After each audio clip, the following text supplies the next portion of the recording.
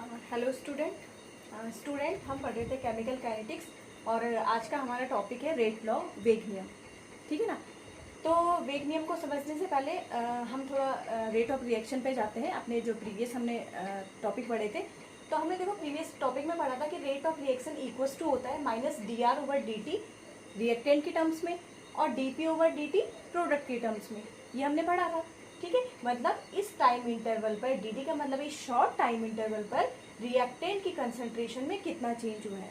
Similarly इस time interval पर product की कंसंट्रेशन में कितना चेंज हुआ है। ठीक है, तो इसको आगे समझते हैं।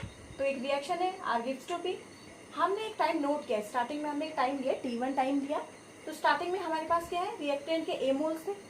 तो ऑब्वियसली क्योंकि रिएक्शन स्टार्ट हुई है तो उस टाइम पे प्रोडक्ट के 0 मोल्स रहे होंगे। क्लियर है।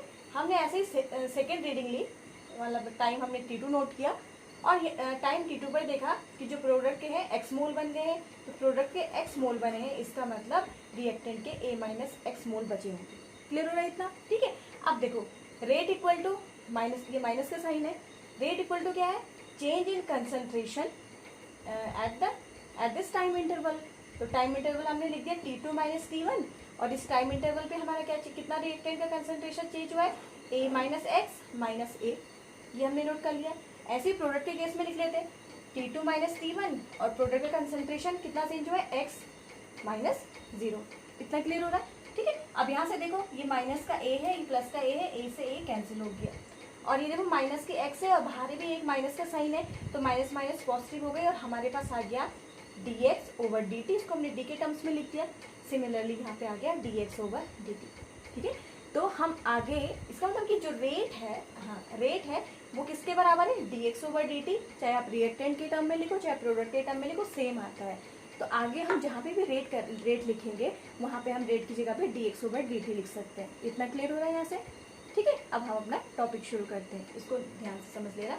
अब देखो अभी तक हमने पढ़ा था कि टाइम के साथ साथ रिएक्टेंट की कंसंट्रेशन पे क्या फ़र्क पड़ता है और प्रोडक्ट की कंसंट्रेशन पे क्या फ़र्क पड़ता है। जैसे जैसे टाइम बढ़ता है, टाइम के साथ साथ रिएक्टेंट की कंसंट्रेशन घटती जाती है और प्रोडक्ट की कंसंट्रेशन बढ़ती जाती है। इतना तो हमने पढ़ा था। ठीक है, अब देखो मैंने एक स्टेटमेंट लिखी है यहाँ पे कि rate of reaction depends on the concentration of the reactant. कि किसी भी अभिक्रिया का जो रेट है वो अभिकारक की सांद्रता पर निर्भर करता है, अभिकारक की सांद्रता पर निर्भर करता है। अब क्वेश्चन आता है कि कैसे, मैंने ये क्यों नहीं बोला कि भाई प्रोडक्ट की सांद्रता पर निर्भर करता है। ओके, तो ऑब्वियसली जब भी कोई रिएक्शन होती है तो हमारे पास क्या होता है, अभिकारक होता है। ठीक है, रिएक्शन में अभिकारक है। अभिकारक मतलब हमारे पास क्या है, मॉलिक्यूल्स हैं। हमारे पास क्या है, मॉलिक्यूल है। तो होता क्या कि जब भी रिएक्शन प्रोसीड होती है तो क्या है, आप आगे कोलिजन थ्योरी पढ़ोगे तो रिएक्शन का प्रोसीड होने का मतलब है कि मॉलिक्यूल्स आपस में क्या है, टकराते हैं। क्लियर है इतना। जो मॉलिक्यूल है वो क्या है, आपस में टकराते हैं। तो टकराने के बाद कुछ उनकी इफेक्टिव टक्कर होती है, कुछ नहीं होती है। तो उस बेस पे क्या है, रिएक्शन प्रोसीड होती है। तो यहाँ से हम एक जनरलाइजेशन ये ले सकते हैं कि जितने ज़्यादा रिएक्टेंट के मोल्स होंगे उतनी ज़्यादा टक्कर होगी और उतने ही हमारी क्या है, रिएक्शन बढ़ेगी। तो यहाँ से हम ये समझ सकते हैं कि जो रेट है रिएक्शन का वो किस पर डिपेंड करता है, अभिकारक की सांद्रता पर, रिएक्टेंट की कंसंट्रेशन पर डिपेंड करता है। ठीक है, अब देखो, अब ये जो रिएक्टेंट की डिपेंडेंसी है, रिएक्शन की डिपेंडेंसी है कंसंट्रेशन पर, उसके दो कंसेप्ट हैं। एक है थ्योरेटिकल कंसेप्ट, ठीक है, एक है एक्सपेरिमेंटल कंसेप्ट। क्लियर हो रहा है इतना। अभी इसको ऐसे समझो, थ्योरेटिकल कंसेप्ट है, एक दूसरे का एक्सपेरिमेंटल कंसेप्ट है। अब थ्योरेटिकल कंसेप्ट में आप पढ़ोगे लॉ ऑफ मास एक्शन, द्रव्य अनुपाती क्रिया का नियम। लॉ ऑफ मास एक्शन को बोलते हैं द्रव्य अनुपाती क्रिया का नियम। और एक्सपेरिमेंटल कंसेप्ट में आप पढ़ोगे रेट लॉ, जो कि हमारा आज का टॉपिक है। और इसी के साथ आ जाता है ऑर्डर ऑफ रिएक्शन, मतलब अभिक्रिया की कोटि। तो ये जो तीन जो टॉपिक यहाँ पे आएंगे ये बहुत ज़्यादा इंपॉर्टेंट है और ये एग्जाम में कई बार पूछे जाते हैं। ठीक है, तो हमने इसमें जो फोकस करना है वो करना है रेट लॉ पे कि वेग नियम क्या है, और वेग नियम से ही आगे हम समझेंगे कि ऑर्डर क्या होता है, अभिक्रिया की कोटि किसे कहते हैं। ठीक है, तो हम दो कंसेप्ट समझेंगे, एक थ्योरेटिकल कंसेप्ट है और एक एक्सपेरिमेंटल कंसेप्ट है। थ्योरेटिकल कंसेप्ट में हम लॉ ऑफ मास एक्शन पढ़ेंगे और एक्सपेरिमेंटल कंसेप्ट में हम दो टॉपिक पढ़ेंगे, एक रेट लॉ और एक ऑर्डर ऑफ रिएक्शन। ठीक है, इसे नोट कर लीजिए। अब देखिए स्टूडेंट, दो कंसेप्ट मैंने बताए थे, एक थ्योरेटिकल कंसेप्ट, एक एक्सपेरिमेंटल कंसेप्ट। इसमें पढ़ा था हमने लॉ ऑफ मास एक्शन, ठीक है, द्रव्य अनुपाती क्रिया का नियम। तो पहले इसको समझते हैं। तो द्रव्य अनुपाती क्रिया का नियम दिया था, गुलबर्ग और वर्गे एक साइंटिस्ट थे, उन्होंने द्रव्य अनुपाती क्रिया का नियम दिया था। और जो ये नियम है प्योरली थ्योरेटिकल है, ठीक है। तो उन्होंने कहा था कि सपोज कोई रिएक्शन है हमारे पास, ये ए स्मॉल ए है, ये capital A plus b B gives to c C plus d D, मतलब ए और बी क्या है, रिएक्टेंट है, सी कैपिटल सी और कैपिटल डी क्या है, प्रोडक्ट है। और जो small a b c d है, ये है स्टोकियोमेट्रिक कोफिशिएंट। स्टोकियोमेट्रिक कोफिशिएंट का मतलब है कि जब रिएक्शन को बैलेंस कर देते हैं हम, जब रिएक्शन को बैलेंस करने के बाद जो ये कोफिशिएंट आते हैं, ठीक है, रिएक्शन को बैलेंस करने के बाद जो ये कोफिशिएंट आते हैं, इसको स्टोकियोमेट्रिक कोफिशिएंट बोले जाता है, ठीक है। तो उन्होंने बोला जो रेट है, जो अभिक्रिया का रेट है, वो डायरेक्टली प्रोपोर्शनल है, ओके, वो डायरेक्टली प्रोपोर्शनल है किसके, अभिकारक ए और बी रिएक्टेंट के कंसंट्रेशन के डायरेक्टली प्रोपोर्शनल होता है। मतलब कि अभिक्रिया का दर, किसी भी अभिक्रिया की जो दर है वो अभिकारकों के, ठीक है, अभिकारकों के सक्रिय द्रव्यमान, इसको क्या बोलता है, सक्रिय द्रव्यमान, अभिकारकों के सक्रिय द्रव्यमान के गुणनफल, ठीक है, के अनुक्रमानुपाती होता है। और जो सक्रिय द्रव्यमानों की जो घात है, जो उनकी पावर है, वो स्टोकियोमेट्रिक कोफिशिएंट के, उनके स्टोकियोमेट्रिक कोफिशिएंट के बराबर होती है। ये इसका पूरा स्टेटमेंट है। बात समझ में आ रही है कि किसी भी रिएक्शन का रेट उसके अभिकारकों के सक्रिय द्रव्यमानों के गुणनफल के अनुक्रमानुपाती होता है, और जो अभिकारकों के सक्रिय द्रव्यमानों की जो पावर है वो स्टोकियोमेट्रिक कोफिशिएंट के बराबर होती है। ये उनका स्टेटमेंट था, ठीक है। तो इसको फिर ये प्रोपोर्शनली का ये हटेगा, तो यहाँ पे एक कांस्टेंट आ जाएगा, तो रेट इक्वल टू गया के ए to the power a and b to the power b. ये ए और बी क्या है, इसके स्टोकियोमेट्रिक कोफिशिएंट है। ये तो देखिए हमारा थ्योरेटिकल कंसेप्ट था। लेकिन क्या हुआ कि जब डिफरेंट टाइप्स के रिएक्शन पे एक्सपेरिमेंट किए गए, तो ये पाया गया कि जो रेट है वो क्या है कि उनके जो कंसंट्रेशन है, रिएक्टेंट की जो मोलर कंसंट्रेशन है, उसके अनुक्रमानुपाती तो होता है, लेकिन उनकी पावर क्या है, स्टोकियोमेट्रिक कोफिशिएंट के बराबर हो भी सकती है और नहीं भी हो सकती है। क्लियर है। तो इसका मतलब है कि इसको ही मॉडिफाइड करके जो हमारा नियम निकला, मतलब इसमें ही जो मॉडिफाइड किया गया, जो कम्प्लीटली एक्सपेरिमेंट पे आधारित था, उसको वेग नियम बोला जाता है। बात समझ में आ रही है। एक थ्योरेटिकल कंसेप्ट है, मतलब एक बोला कि भाई रिएक्शन को बैलेंस की, ठीक है, रिएक्शन को बैलेंस की, देखा कि इसके कोफिशिएंट क्या है, तो भाई रेट इस पर डिपेंड करता है। लेकिन एक्सपेरिमेंटली ऐसा नहीं था, इससे अलग था, ठीक है। तो उसको रेट लॉ बोला जाता है, जो कि बहुत इंपॉर्टेंट है, एग्जाम में पूछा जाता है, ठीक है। अब देखो सेम रिएक्शन हमने लिख दी, वही रिएक्शन लिख दी, ठीक है। तो according to the rate law, ठीक है, according to the rate law, जो रेट है वो डायरेक्टली प्रोपोर्शनल है रिएक्टेंट ए और बी के मोलर कंसंट्रेशन के प्रोडक्ट के डायरेक्टली प्रोपोर्शनल है। लेकिन यहाँ पे इसकी पावर क्या है, एक्स और वाई है। अब ये एक्स और वाई क्या है, जो ये पावर एक्स और वाई क्या है, ये स्टोकियोमेट्रिक कोफिशिएंट के बराबर हो भी सकती है और नहीं भी हो सकती है, मतलब दोनों केस पॉसिबल है। मतलब किसी रिएक्शन में ये बैलेंस इक्वेशन के कोफिशिएंट के बराबर होती है, किसी रिएक्शन में नहीं होती है। बिकॉज ये पूरा एक्सपेरिमेंटल डाटा है, तो इसको आप मतलब हम किसी रिएक्शन को देख के नहीं बता सकते हैं कि जो रिएक्शन का रेट है उसमें ये पावर क्या होगी। क्लियर हो रहा है। तो जो ये एक्सप्रेशन निकला रेट इक्वल टू के, ठीक है, ये हट के यहाँ पर एक कॉन्स्टेंट आया k, A to the power x हो गया, B to the power y हो गया। इसे बोला जाता है वेग नियम व्यंजक, रेट लॉ एक्सप्रेशन इसको बोला जाता है। क्लियर हो रहा है। जहाँ पे एक्स और वाई क्या है वो ए और बी के बराबर भी हो सकता है और नहीं भी हो सकता है।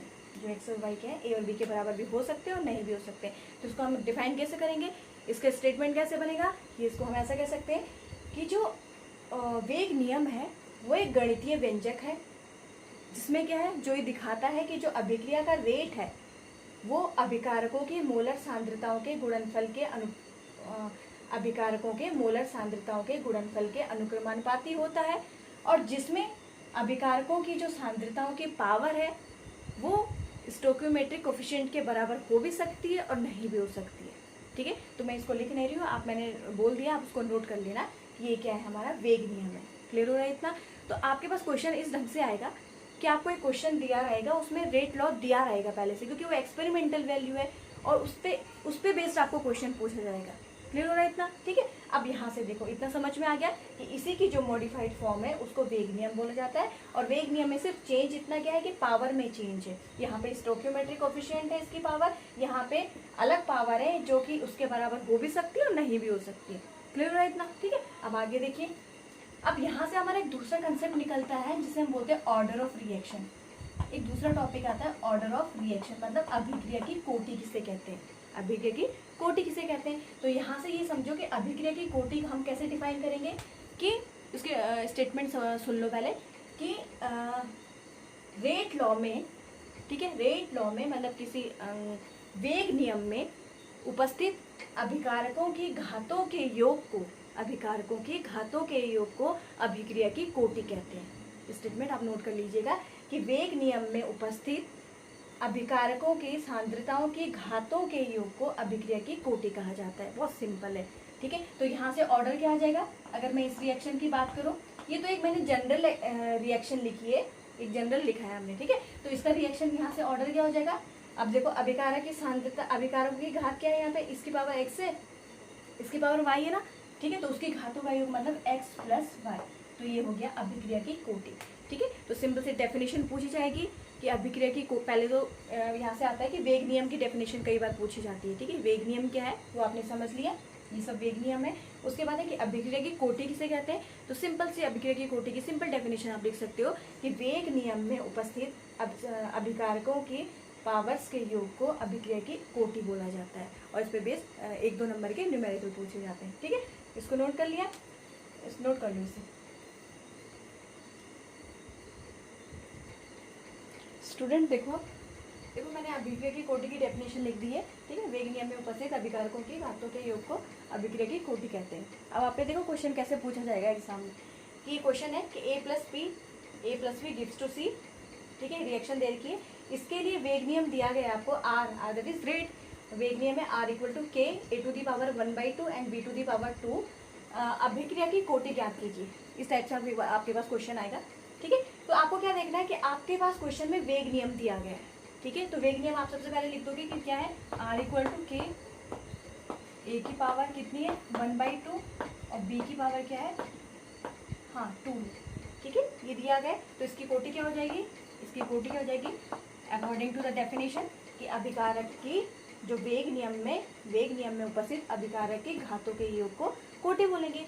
तो इसकी a की पावर कितनी है 1/2 और b की पावर कितनी है 2, तो इसको फर्दर सॉल्व करोगे तो ये हो जाएगा 5/2, ये आपका आंसर हो गया। इस टाइप से आपको क्वेश्चन पूछा जाएगा, ठीक है ना। ऐसे देखो सेकंड क्वेश्चन है, कोई रिएक्शन दे दिया आपको 2NO plus Br2 gives to 2NOBr, ये रिएक्शन दे दी है, और इसके साथ साथ आपको एक वेग नियम भी दे दिया गया कि ये वेग नियम है इसका कि r equal to k NO की पावर 2 Br2, ठीक है। तो इसकी ऑर्डर क्या निकल जाएगी, तो यहाँ से इसका ऑर्डर क्या निकल जाएगा, देखो इसकी घात कितनी है, NO की पावर क्या है, ये जो ये ब्रैकेट के ऊपर है उसको घात बोलते हैं, ठीक है, ब्रैकेट से बाहर की तरफ ध्यान रखना, क्योंकि कई बार ऐसा होता है कि आयन दिए रहते हैं तो आयन इस ढंग से रहता है, तो ब्रैकेट के अंदर रहेगा जो आयन का साइन होगा, उसको मत समझ लेना पावर, ठीक है।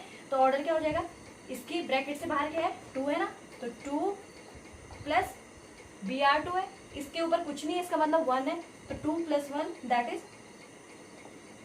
3, तो इसका आंसर क्या हो गया 3। तो ये ऐसे टाइप का आपके पास क्वेश्चन आएगा, ठीक है। अब एक चीज़ देखो यहाँ से ऑर्डर के बारे में आपने क्या समझा, कि जो ऑर्डर है, जो कोटि है, पहली चीज़ वो क्या है एक्सपेरिमेंटली निकाली जाती है, कि रिएक्शन को देख के नहीं निकाला जा सकता उसको, वो क्या होते हैं एक्सपेरिमेंटली डिटरमाइन की जाती है। पहली चीज़ हमने ये समझी। सेकेंड चीज़ हमने ये समझी कि जो अभिक्रिया की कोटि है वो वेग नियम से पता की जाती है। क्लियर हो इतना, वेग नियम से पता की जाती है, क्योंकि जब हमारे पास वेग नियम रहेगा तभी हम अभिक्रिया का ऑर्डर निकाल पाएंगे, ठीक है। थर्ड हम देखो यहाँ पे थर्ड एक चीज़ देखो, यहाँ पे जो ऑर्डर निकला वो फ्रैक्शन में निकला, भिन्न की फॉर्म में निकला, 5/2 निकला, और यहाँ पे एक पूर्ण संख्या निकली। तो अभिक्रिया की कोटि क्या है, कुछ भी हो सकती है, एक इंटीजर भी हो सकता है, फ्रैक्शन में भी हो सकता है, 0 भी हो सकता है, कुछ भी हो सकता है। क्लियर हो इतना, क्योंकि इसके आगे हम मतलब टॉपिक आएगा कि डिफरेंस बिटवीन ऑर्डर एंड मॉलिक्यूलिटी, वहाँ पे इसकी जरूरत पड़ेगी, इसलिए मैं थोड़ी चीज़ें आपको बताती जाती हूँ, ठीक है। तो इस टाइप के क्वेश्चन आप सॉल्व कर लेना। ये हो गया आज अभिक्रिया की कोटि। नेक्स्ट टॉपिक होगा हमारा आणविकता, और आणविकता तथा कोटि में अंतर, ठीक है ना। फिलहाल ये कर लो।